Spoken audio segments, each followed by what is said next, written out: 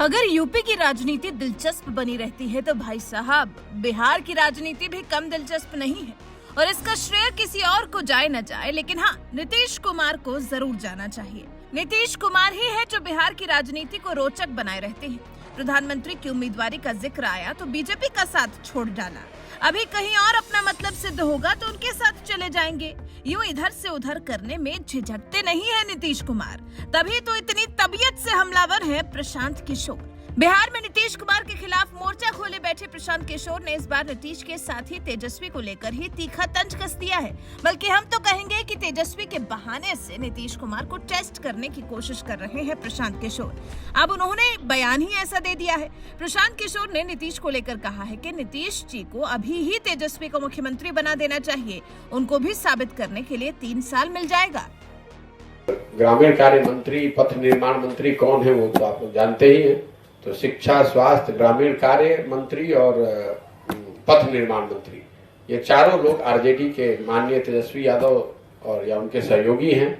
और इसीलिए शायद उनके बेहतर काम को देखते हुए नीतीश कुमार जी ने शायद ये अब सोचा है कि भाई अब इनको और प्रमोट करके मुख्यमंत्री का इन्हीं के नेतृत्व में चुनाव लड़ा जाए, ताकि और बिहार की व्यवस्था को और बेहतर बना दिया जाए। तो मैंने इसीलिए कहा कि साहब इतना दिन वेट नहीं करना चाहिए। आज भी तेजस्वी यादव की मेजोरिटी है, बड़ी पार्टी तो आरजेडी ही है। तो नीतीश कुमार जी को 25 तक का इंतजार नहीं करना चाहिए। उन लोगों का जो आरजेडी का काम करने का तरीका है, जो उनका ट्रैक रिकॉर्ड रहा है, बिहार की जनता ने देखा है। और अभी जो लोग काम कर रहे हैं, जिन विभागों के वो इंचार्ज हैं, उनके मंत्री हैं, उन विभागों में जितना बढ़िया काम हो रहा है उसको देखते हुए नीतीश कुमार जी को 25 तक का इंतजार नहीं करना चाहिए। अभी तेजस्वी यादव जी को मुख्यमंत्री बना देना चाहिए, ताकि बिहार की जनता बिल्कुल प्रमाणिक तौर पर देख सके कि अगले 3 साल कितना बढ़िया बिहार चलता है और उसके आधार पर वोट कर सके। प्रशांत किशोर का कहना है कि क्योंकि आरजेडी बड़ी पार्टी है, उसके ज्यादा विधायक हैं, तो फिर नीतीश कुमार को तेजस्वी को ही मौका दे देना चाहिए। 3 साल जनता देख लेगी उनके नेतृत्व को और फिर साल 2025 में उसी हिसाब से वोट करेगी। देख रहे हैं ना आप प्रशांत किशोर का व्यंग्यात्मक अंदाज। सुनिए आगे क्या कह रहे हैं प्रशांत किशोर। बेकार में चुनाव के समय एक नया फेस देने का क्या फायदा है।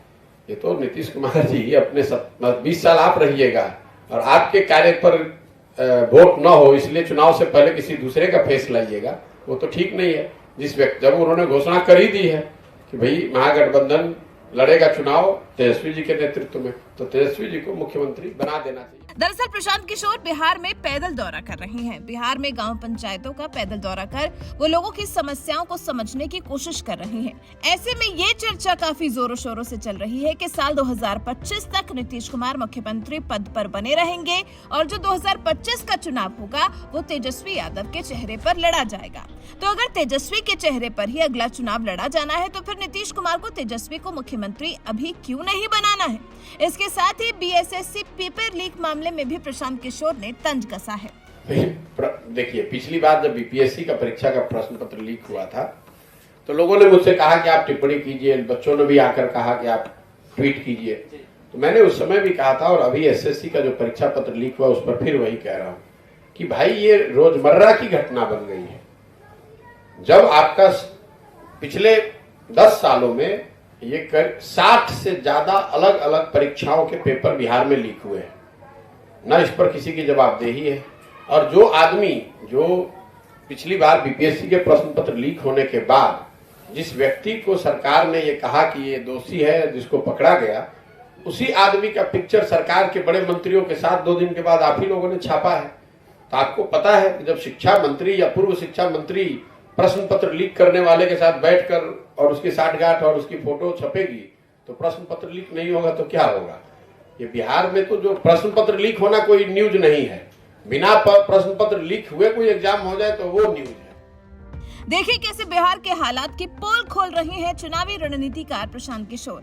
इसके बाद प्रशांत किशोर ने बिहार की समस्याओं को भी उजागर किया। पलायन के बाद जो दूसरी सबसे बड़ी समस्या है वो स्वाभाविक तौर पर मजदूर, भूमिहीन जो मजदूर हैं वही लोग पलायन ज्यादातर कर रहे हैं, छोटे किसान। तो एक जो बड़ी समस्या हम लोग को समझ में आई, एक तो बाढ़ की वजह है। दूसरी एक बड़ी समस्या बिहार में पलायन और कृषि से जुड़ा हुआ है, वो है भूमिहीनता का। बिहार में अगर आप आंकड़ों को देखेंगे तो करीब करीब 60% लोग कंप्लीटली भूमिहीन है आज भी।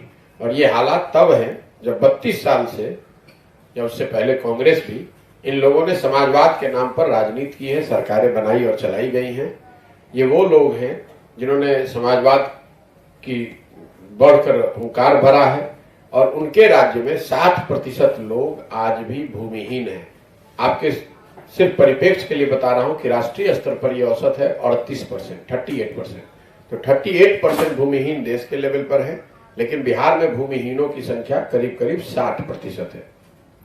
तो पलायन की एक वजह बाढ़ और उससे होने वाले हानि, और लोगों को पता है कि यहाँ कोई रोजी रोजगार है नहीं, लोग भूमिहीन हैं, मनरेगा की कोई सुविधा है नहीं, तो मजदूरी अगर उनको करना है तो राज्य से बाहर जाना पड़ेगा। इसके अलावा फिर राज्य में स्वास्थ्य का जिम्मा जिन तेजस्वी यादव के कंधों पर है, देखिए बिहार में स्वास्थ्य विभाग की कैसे पोल खोली है प्रशांत किशोर ने। गाँव में जिन पंचायतों में मैं घूम रहा हूँ, क्योंकि मैं अनुमंडल या बड़े शहरों में जाता नहीं हूँ, वहां पर अगर जा भी रहा हूँ तो हॉस्पिटल में तो जाता नहीं हूँ देखने, लेकिन जिन गाँवों में पंचायतों में मैं घूम रहा हूँ, CHC PHC करके जो नीचे की सुविधा होनी चाहिए, पेपर पर बड़ी संख्या में है, लेकिन कहीं पर वो है ही नहीं, बिल्कुल है ही नहीं। कोई भी मुझे अभी तक ऐसा PHC और या सब सेंटर या प्राथमिक हेल्थ केंद्र नहीं दिखा जहां पर डॉक्टर, दवा, रोगी, कंपाउंड कहीं नहीं दिखा। और ये 82 दिन की बात मैं कह रहा हूँ। हम लोग के स्वास्थ्य मंत्री हैं माननीय तेजस्वी यादव जी, तो और उससे पहले मंगल पांडे जी थे। तो इन लोगों ने इतना बढ़िया काम किया है कि स्वास्थ्य सेवा को बिल्कुल ही समेट दिया है नीचे से। ना है ना कोई टिप्पणी कर सकता। जब रहेगा तब तो आप टिप्पणी करेंगे कि वो चल रहा है कि नहीं चल रहा है। चल ही नहीं रहा, जब है ही नहीं तो आप टिप्पणी क्या करेंगे। ज्यादातर जगह पे गाय भैंस बांधा हुआ है या बच्चे वहां पर खेल रहे हैं या झाड़ फूस उग के चला आया है। अगर आप लोगों ने कोई स्वास्थ्य सेवा केंद्र देखा हो। अब जब ये हालात हैं बिहार के, तो ऐसे में प्रशांत किशोर ने कायदे से एक बार फिर नीतीश को अपना पद छोड़कर तेजस्वी यादव को सौंपने के लिए कह दिया है। अगर वो संभाल पाएंगे तो अच्छी ही बात है, जब 2025 में चुनाव तेजस्वी के ही चेहरे पर लड़ा जाना है तो। लेकिन लगता नहीं कि प्रशांत किशोर की ये सलाह नीतीश कुमार को रास आने वाली है। वैसे आप बिहार के हालात, बिहार में मुख्यमंत्री पद को लेकर हो रही टीका टिप्पणी के बारे में क्या कुछ कहना चाहेंगे? कमेंट कर अपनी राय हमारे साथ जरूर साझा करें।